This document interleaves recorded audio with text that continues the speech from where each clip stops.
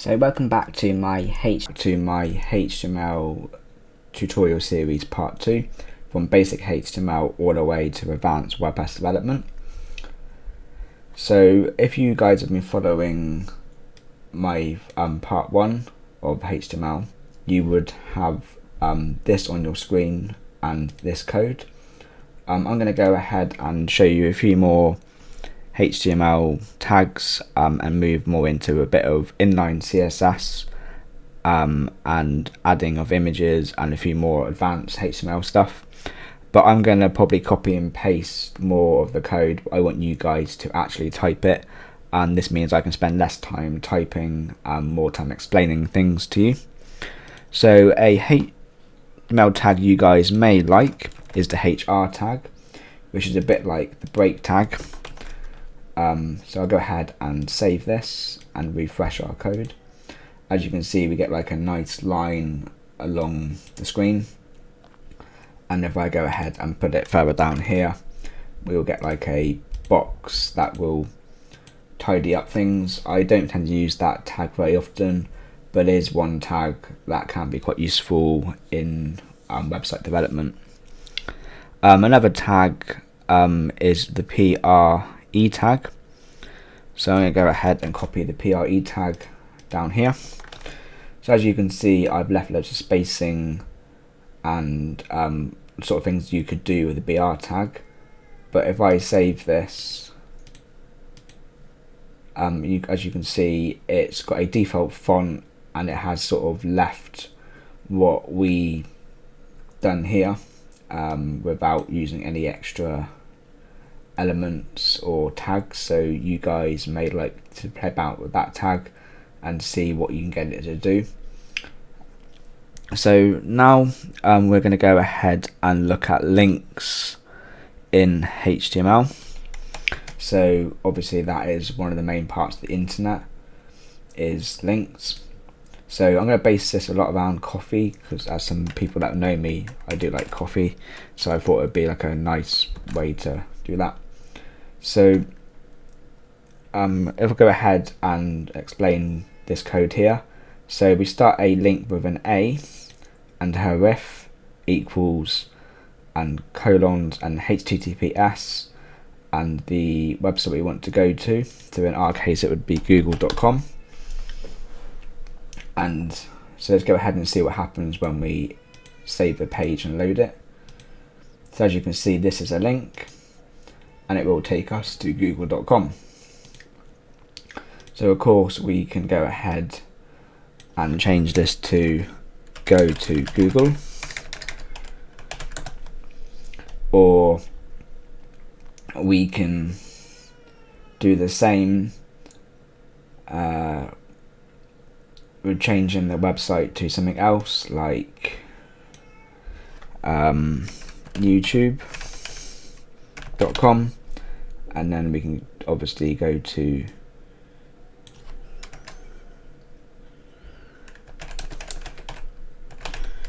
YouTube, and if we hit refresh it will take us to YouTube. So that is the basics of HTML links. Now there's one thing that I want to show you guys as well that I forgot to add about links.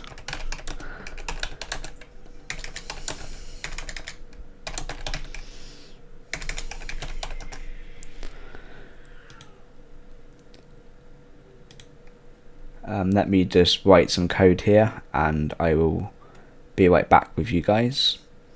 As you guys know, I don't like to edit my videos or plan them. I just do things as I go along, as it just saves having to worry about certain aspects.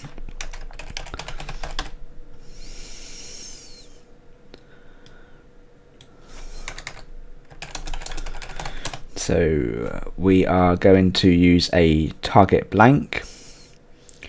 I'm just going to copy and paste the code after writing that my side on my other screen, and hopefully I've written it correctly. So target blank is the same, but we add a target blank, and let's see what the difference is with the two elements. So as you can see, I go to youtube.com, it takes me to YouTube. If I go to google.com, it now opens me up in a new tab. So this is a difference between target blank and a normal link. So sometimes you may want to open things in a new tab, and that is how you guys do that. So I have to remember target blank, but of course you guys can keep this code for yourself, and then you guys can refer to it if you ever need it in the future. So that basically covers links, and of course you can style links and stuff, but we'll get into that in a future video. So the next thing I'm going to teach you guys is about images. So to add an image, we simply start with a img, an src. This is an important tag in HTML to refer to sources. Not sources as a catch up, but sources on your computer or on a web server. So we got equals and then coffee, and then we got an alt tag here which describes the image to Google, and it also picks up in text readers for people that may be visually impaired or things like that, and it's also good to do that for SEO. And then we've got a width and height set. So I'm going to go ahead and save that, and in my document we made before, in here we've now got a file called coffee, which is referring to this. So I'm going to go ahead, and I have saved it, so we're going to go ahead and refresh the code that we've done. As you can see, we've got coffee down here, and just for the sake of quickness, I'm going to do let's do H1 so we break it up, I think, rather than the BR tag. And I'm going to hit Control S on my computer to save rather than going here. For you Windows guys, Mac, I think it's Apple and C, and Linux is the same. So I'm just going to go ahead and do that for saving in the future, just to make things quicker. So now we will have it down below.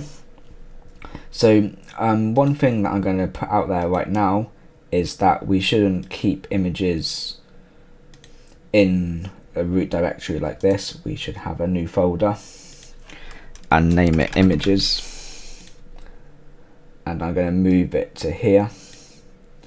And now if we refresh our page, we will see that the image is now missing, but of course the coffee alt is there as we describe the image, but our web browser can't find the code, so we're going to stick it in where it is, images, and now if we refresh we will get the code.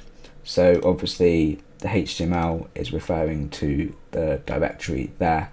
This could be anything, but a good standard practice is to put all your images in one location. So that's what I wanted to point out to you guys. And of course we can change the height of the image, so we can do 200, so the width is 200, and we'll do the height a little bit more at 250. This is pixels on your screen. I will go into more detail of pixels and stuff when we go into more CSS. So as you can see, the image has got a bit bigger. I still think we could make it a bit more bigger, and then let's go ahead and make that 350. And if you wanted to, you can also use auto, which will take the default size of the image. So I want you guys to play around with this on your code. So as you can see, that is the full size of the image if you wanted to make it a full size, but of course that would be pretty big for anyone to view on a website, but you do have that option. I'm going to go ahead and set that back down to a bit more, maybe do 450, and you guys can play around with this. So I want you guys to go ahead and get an image and stick it in and do what we've done here. Refer to the image. So there you go, as you can see we've got that, and there's the image. So that is basically covering how you link to images in HTML. One more thing I'm going to cover in this section of the video is a little bit of inline CSS. It's probably not best practice to do this in this way, but you'll learn this when you do CSS. But I'm going to go ahead and copy some code in so you guys can see. So we're going to do another HR and let's see what happens with this. So we're going to save the file, and as you guys can see, we've now got a body style of green. We've got some normal text and some text that is red that you can't see that clearly on here, but as you can see that would work. But in actual fact we should replace the body up here with this code, and we should still find that that works. And we can go ahead and change that. So let's change that to a yellow, for example. Let's see what happens, and there's a yellow, a bit more bright. I'm going to put that back to green for now. So as you guys can see, that's how we open up styles with style equals, and then we are changing the background color, and we do use the American spelling for you UK people out there to order to use colors in CSS. So let's go back to some more of this code. So this is obviously a normal paragraph which you guys have seen. So you can style a paragraph with style color and it is red, and of course this one is blue, and this one we have styled with a pixel. So if we go ahead and make this one 100 pixels and refresh the page, we should see it go a lot larger. And we'll go ahead and do it a little more larger. Let's go ahead and be absolutely ridiculous and do 500 pixels, which is just ridiculous and you would never want that, but that is how you can do a 500 pixel. So put it back to 100. So what I want you guys to do now is pause this video and get this code written and change your background style to be a color you want of choice, and do this so you get to what I've got here, but maybe with your own image. And okay, so hope you guys got on okay with doing that. I now want to go ahead and explain a few more tags for styling text. So we've got the B tag, which makes text bold. We've got the strong, which is the recommended version for making text bold now, italics, EM, mark text, smaller text, delete text, insert text, and subscript and sub. So we're going to go ahead and use all of them now on bits of text. So let's go ahead and try bold. So we're going to do another H1 HR tag just to make things a bit clean, and we're going to close out the bold and see what happens when we. So as you can see, the text is slightly bold here. We're going to go ahead and do strong, which of course, as I said before, is much like bold, but the recommended way to do bold text.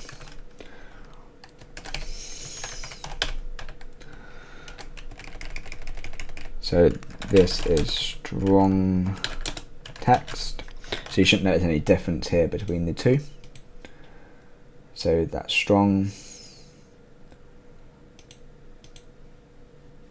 and then italic, which is actually a very useful HTML tag, which you will learn when we do CSS. So let's go ahead.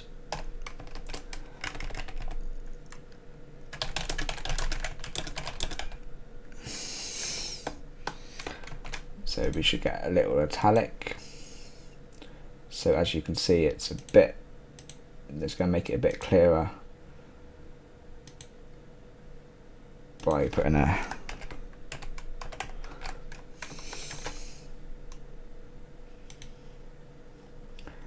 slight italic there, and then an EN tag is a nice little tag.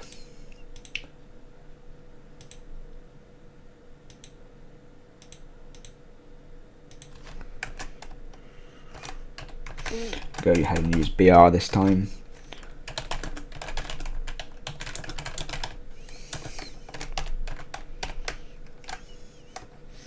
So let's go ahead and see what that looks like. So you can see it's slightly different, but let's just go ahead and copy the rest down so you guys can see what happens when we do the other ones. I want you guys to type these all out individually yourself and maybe add some more text so that you guys can get used to typing them. So a bit of small, and one thing in coding is copy and paste is your friend, so always use it to save making mistakes.